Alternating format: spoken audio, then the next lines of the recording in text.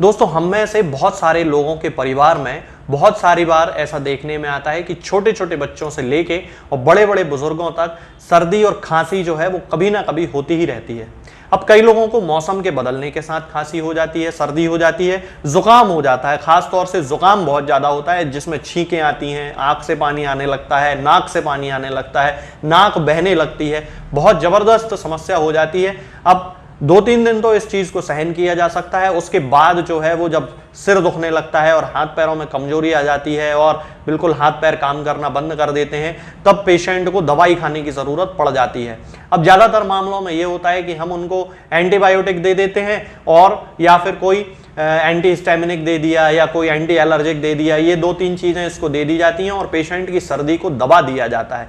धीरे धीरे सर्दी को दबाने की यही आदत पेशेंट में अस्थमा और ब्रोंकाइटिस के लक्षणों की उत्पत्ति कर देती है।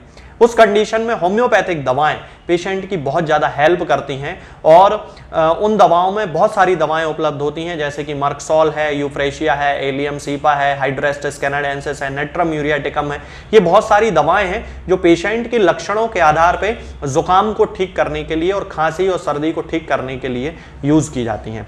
उन्हीं में से एक दवा के बारे में मैं आज आपसे बात करूंगा कि वो जो दवा है वो हम सर्दी, खांसी, जुकाम के किस लक्षण को देख के मरीज को हम दे सकते हैं। क्योंकि होम्योपैथी जो मेडिसिनल सिस्टम है वो लक्षणों का सिस्टम है, लक्षणों के आधार पे मरीजों को दवाई दी जाती है। तो आज इस मेडिसिन के बारे में मैं आपको बताऊंगा कि हम इस मेडिसिन को किस कंडीशन में किसी पेशेंट को दे सकते हैं। सबसे पहले मैं बता देता हूं कि मैं आज आपसे बात करने वाला हूं यूफ्रेशिया ऑफिसिनालिस के बारे में। ये मेरे पास यूफ्रेशिया ऑफिसिनालिस है, 30 पोटेंसी में ये मेरे पास है अभी इस समय, और ये आप देख सकते हैं। थोड़ा सा यदि मैं इसको थोड़ा सा आगे करता हूं तो शायद आपको समझ में आ जाएंगी वर्डिंग्स कि ये यूफ्रेशिया ऑफिसिनालिस इसका पूरा नाम है। आज इसी मेडिसिन के बारे में पूरी जानकारी इस वीडियो में मैं आपको दूंगा। तो चलिए दोस्तों शुरू करते हैं। सबसे पहला जो मेन सिम्टम है इसका वो मैं आपको बताता हूं। यूफ्रेशिया ऑफिसिनालिस सर्दी खांसी की बहुत अच्छी मेडिसिन है। तो इसकी सर्दी का जो लक्षण है वो ये होता है कि जिस व्यक्ति को सर्दी होगी उसकी आंखों से बहुत ज्यादा पानी आता है और नाक से भी पानी आता है।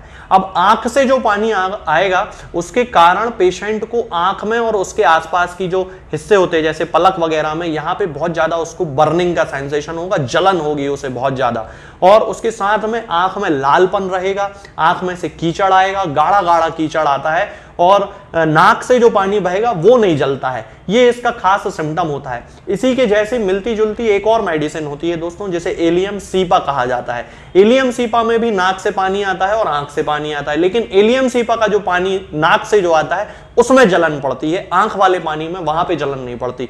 और यूफ्रेशिया आप इसको ऐसे याद रख सकते हैं कि E for I and E for Euphrasia. तो जहां आंख में आने वाले पानी से जलन पड़े वहां यूफ्रेशिया दे दीजिए, और जहां नाक से आने वाले पानी में जलन पड़े वहां पे एलियम सीपा दे दीजिए। इसके अलावा ये जो जलन वाला सिम्टम है ये और भी मर्कसॉल और दूसरी मेडिसिन में पाया जाता है, आर्सेनिकम एल्बम में भी पाया जाता है, लेकिन वहां पे जो लक्षण होते हैं वो थोड़े से अलग होते हैं।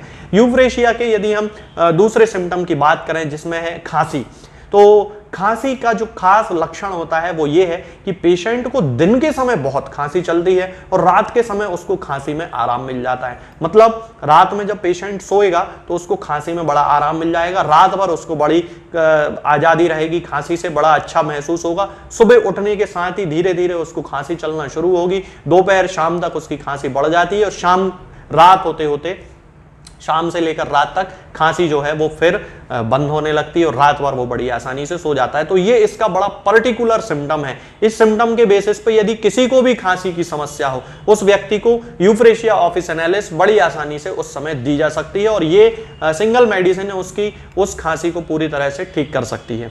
इसका जो तीसरा सिम्टम होता है दोस्तों वो होता है महिलाओं के मासिक धर्म पे।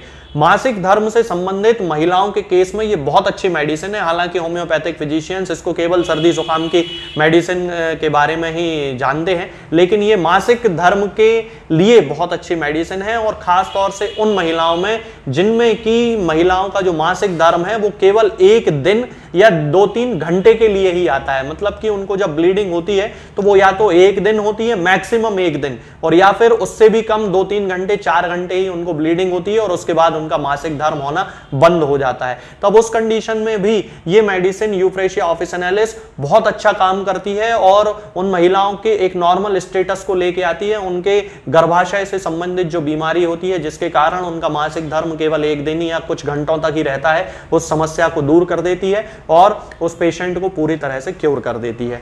यदि आंख से संबंधित यदि हम इसके दूसरे लक्षणों की बात करते हैं तो जिन लोगों को कंजंक्टिवाइटिस की प्रॉब्लम हो जाती है, आंख आना जिसे कहा जाता है, आंखों की जो कंजंक्टिवा होती है उसमें इन्फ्लेमेशन हो जाता है, उसमें सूजन आ जाती है, उस कंडीशन को कंजंक्टिवाइटिस कहा जाता है। उसकी भी ये बहुत अच्छी मेडिसिन है और सिम्टम इसका बिल्कुल वही रहेगा कि आंख से बहुत ज्यादा पानी आएगा, गाढ़ा गाढ़ा जो है वो कीचड़ उसमें से निकलेगा और आंख से आने वाला जो पानी होगा वो बहुत ज्यादा जलन करेगा। तो कंजंक्टिवाइटिस की भी ये बहुत अच्छी मेडिसिन मानी जाती है। इसके साथ में दोस्तों इसका एक और बहुत खास सिम्टम होता है छोटी माता जिसे कहा जाता है। कई बच्चों में आपने देखा होगा चेचक निकलती है जिसमें से एक बड़ी माता होती है, एक छोटी माता होती है। तो छोटी माता के लिए ये मेडिसिन बहुत अच्छा काम करती है।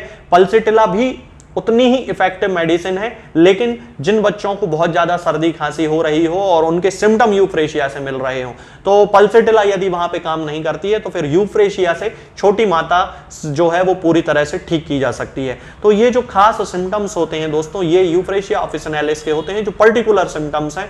मैं अपने हर वीडियो में वो पर्टिकुलर सिम्टम बताता हूं जिसके बेसिस पे हम मेडिसिन को डिफरेंशिएट कर सकते हैं, अंतर समझ सकते हैं।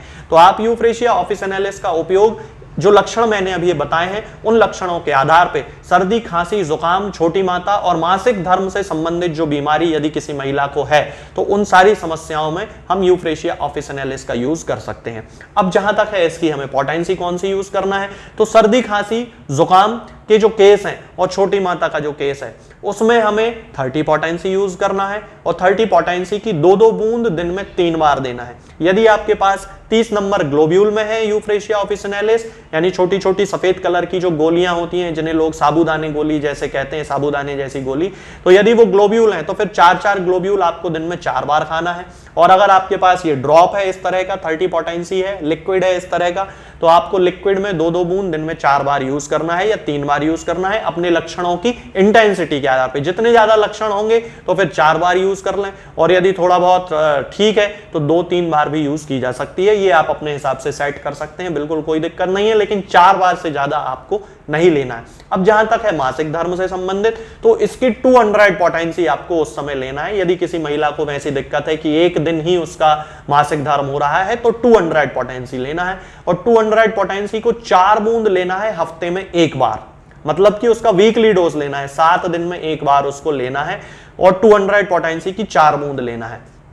तो लगभग 2-3 बार इसका यूज करने से उसका जो नेक्स्ट मासिक धर्म जब आएगा, जब अगला आएगा तो उसमें थोड़े से सुधार के साथ वो आएगा। इसको फिर कंटिन्यू यूज करने से लक्षणों के आधार पे पोटेंसी को बढ़ाना भी पड़ सकता है। उस कंडीशन में आपको अपने जो डॉक्टर हैं उनसे सलाह लेनी पड़ेगी, लेकिन उनकी जो समस्याएं हैं वो इससे ठीक हो जाएंगी। ये दवा आपको किसी भी होम्योपैथिक मेडिकल स्टोर पर बड़ी आसानी से मिल जाएगी। आज के इस वीडियो में दोस्तों फिलहाल इतना ही। आगे के वीडियोज में हम बात करेंगे कुछ नई बीमारियों के बारे में और उनकी होम्योपैथिक दवाओं के बारे में। तब तक के लिए जय हिंद, जय भारत।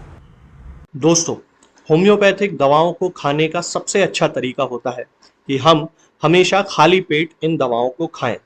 जिन दवाओं को दिन में केवल 1 बार खाना है उन्हें सुबह खाली पेट खा लेना चाहिए, मुंह में अच्छे से कुल्ला करके, गार्गल्स करके मुंह को साफ कर लेना चाहिए और उसके बाद हमें होम्योपैथिक दवाई खा लेना चाहिए। जिन दवाओं को दिन में 2 बार या 3 बार या 4 बार खाना होता है उन दवाओं को खाली पेट खाने का मतलब होता है कि हम उन दवाओं को खाने के लगभग आधे घंटे पहले या फिर 2 से ढाई घंटे बाद ही खाएं और उस स्थिति में भी हमारे मुंह में किसी भी वस्तु का, किसी भी चीज का स्वाद नहीं होना चाहिए, ना ही हमारे मुंह में किसी भी चीज की गंध होना चाहिए, जिससे कि ये होम्योपैथिक दवाएं हमारे शरीर पर बहुत अच्छे तरीके से काम कर सकती हैं। तो हमें हमेशा ये ध्यान रखना है कि जब भी हम होम्योपैथिक दवा खाएं हमेशा खाली पेट खाएं और हमारे मुंह में किसी भी चीज का स्वाद या किसी भी चीज की स्मेल ना हो। अब बहुत सारे लोग ये सोचते हैं कि हम कच्चा प्याज खा सकते हैं या अदरक खा सकते हैं या हींग खा सकते हैं या इलायची खा सकते हैं या नहीं। बिल्कुल, आप इन चीजों का इस्तेमाल कर सकते हैं। होम्योपैथिक दवाओं को खाते समय आप इन सभी चीजों को बड़ी आसानी से खा सकते हैं। बस याद ये रखना है कि जब भी आप होम्योपैथिक दवा खाएं, इनमें से किसी भी वस्तु का, किसी भी चीज का स्वाद आपके मुंह में ना हो। यानी कि जब भी आप इन्हें खाएं तो इनके खाने